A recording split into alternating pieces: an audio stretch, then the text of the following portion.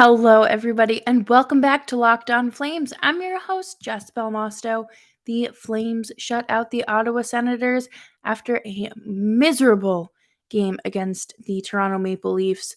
But what's past is past, and now we move forward. Weekend recap is right up ahead.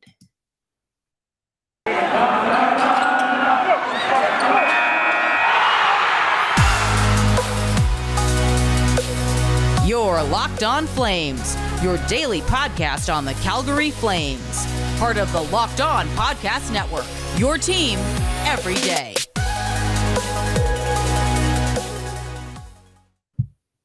Hello, everybody. It's Jess Belmosto here, and I'm so happy to be back with you today. The Flames seemed to have jumped back on the wagon, and we are here to celebrate their success. And the first big success that we must talk about is our question that was answered after last week. Will Matthew and Brady stretch together at center ice pregame? They did, and it was quite heartwarming to see, and Matthew was asked about it after the game, and he said, "It was the first time I saw him with the C, but he knows who's the captain back home. It's probably my mom, actually." So, Chantel is always running the show back home, and she's got 3 kids. Can't forget about Taryn Kachuk. Love her to pieces, but it must be very, very chaotic in that Kachuk household. I can only imagine how high energy they were growing up, and raising 2 boys is hard enough, but then you throw a little sister into the mix, and I can only imagine how chaotic it is. But in other chaotic news, Dan Vladar had 27 saves on Saturday, earning him his first career shutout. And, I think that is fantastic. I think that that's huge. Obviously, this trade is looking like a steal right now. That third round draft pick to Boston for Vladar is paying off. And it's really nice to see a healthy goaltending tandem.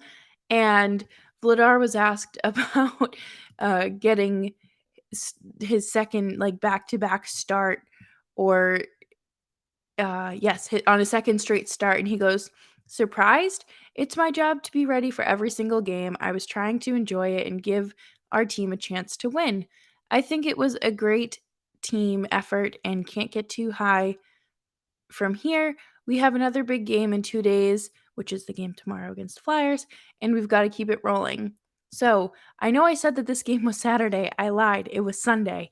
And as we know, the Ottawa Senators have now postponed games because they are so depleted from COVID that the league has finally stepped in and been like, "Okay, we're going to, take a deep breath here and let you postpone some games."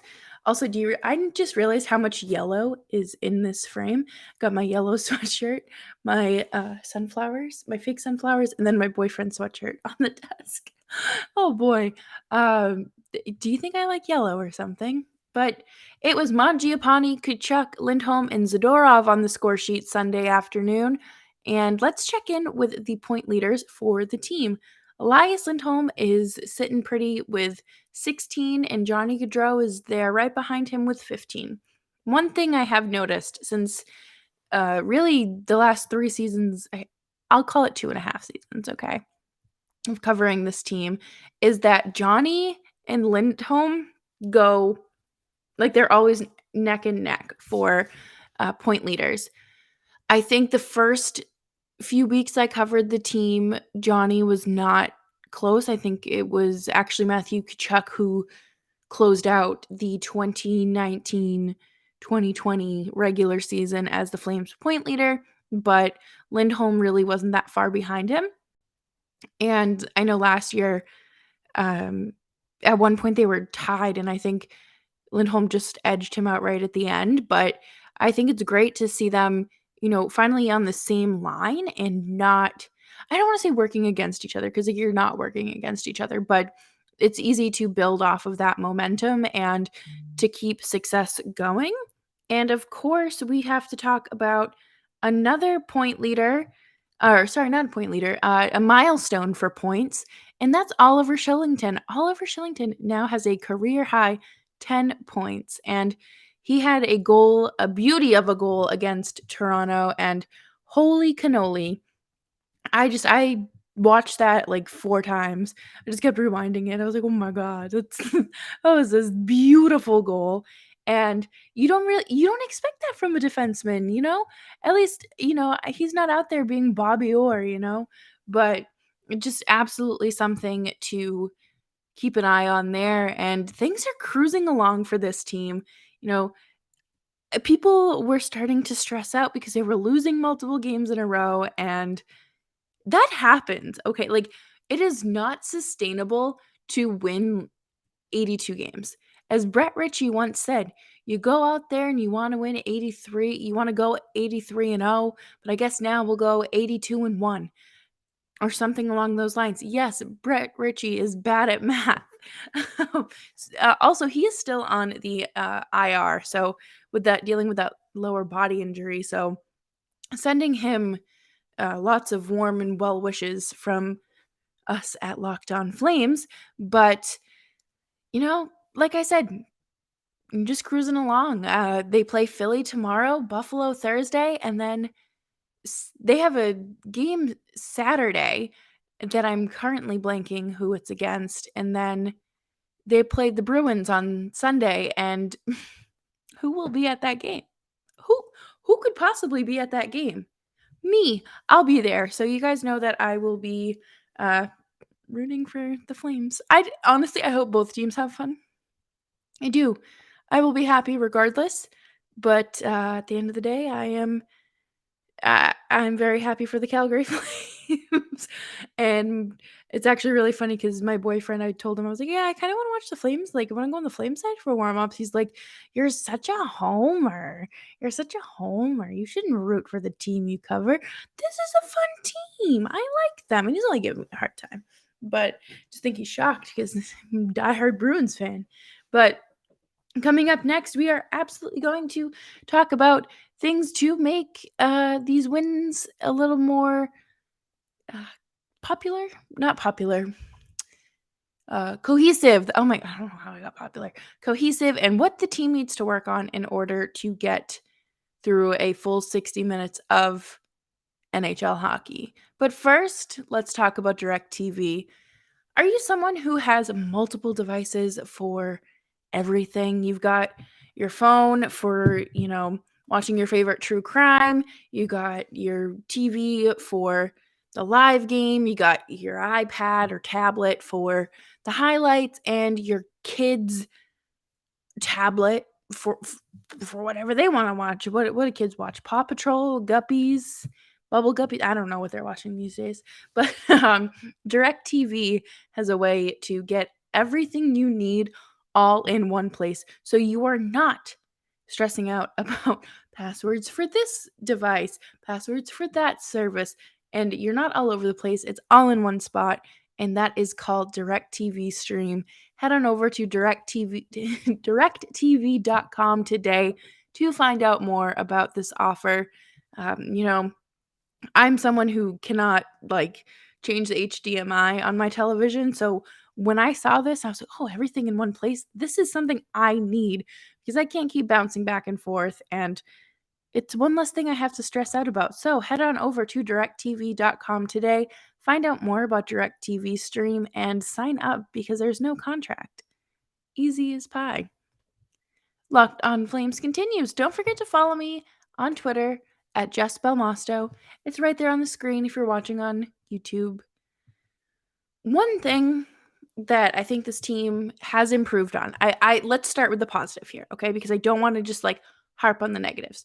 This team has been very, very successful in terms of dumping the dump and chase. I think that is something that they left behind, and Daryl Sutter has tried to avoid using and integrating into his system as much as possible. Okay, I'm going to be entirely honest. I had never seen hockey played like that before. when it was just constantly dumping and chasing, and it just wasn't very effective. I mean, it can be effective, don't get me wrong, but, you know, the more predictable you become, the easier it is for your opponent to read you. So I think the Flames stepping up their game and playing a much tighter game of hockey there, uh, it really benefits them. And their shooting isn't okay, let's rewind. We're gonna go back to the criticism here, but the main takeaways is the full 60. I've never played hockey.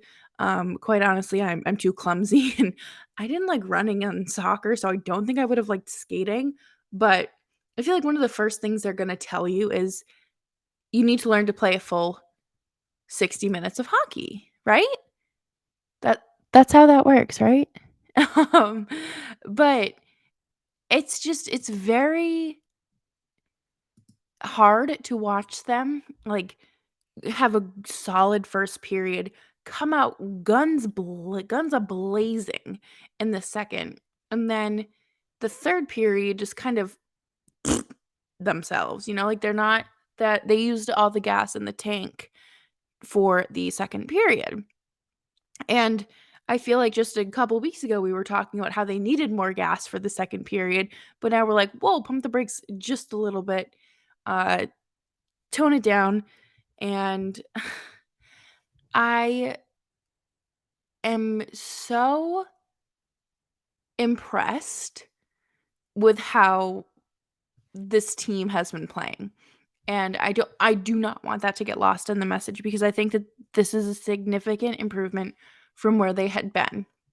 However, if them playing at 80% in the second period means a stronger third frame, so be it. I'm not saying go back to just la la la, skipping through the fields your way through the second, but play a strong 20 minutes, but just don't crank it up all the way like they're doing. Or if they're doing that, do it in strides, in waves. That way that feels like a little bit more sustainable to me. But I am not a hockey coach. Quite honestly, I could probably coach a hockey team. I mean, it's maybe like a youth hockey team, obviously not at the NHL level, but I feel like I watch enough hockey to know what might be effective. I don't know. Honestly, I probably couldn't because I'd probably like get so upset and I would be kind of mean to the other coach and the parents. I'm completely kidding, you guys. I'm a non-confrontational person, but anyways, back on track here. Ever since the Sharks game, I have been watching the second period a little differently because it's a lot easier to watch when there is a level of entertainment, excitement, potential there. And unfortunately, we weren't really seeing that up until the game against the Sharks. And yes, the Flames did lose against the Sharks, but they were relentless when it came to shooting the puck. I couldn't find the stats. This is such a specific stat. I don't know if I could find it anywhere without me having to do math. Um, but I was wondering to see how many shots they had taken in the second period since that game. And, obviously how many goals they had scored as well. Because something I felt like in the Sharks game and in the Montreal game was that they weren't shooting the accuracy wasn't there. It was, um, just kind of shooting it with effort, but just not finishing it. Excuse me. And excuse me. I would like to believe that they are. Sorry, I just need to take a sip of water. Uh, they're gonna work on cleaning that up. I think that it's very obvious that they need to work on that, but at the same time, like, them shooting the puck, I feel like last season no one had confidence to shoot the puck. For God's sakes, I felt like I was like, the only way they'd shoot the puck is if you, like, threaten them. But this year, they're really doing it. They are firing it off their sticks. Sometimes it is a little, overpassed and whatnot, but it is what it is.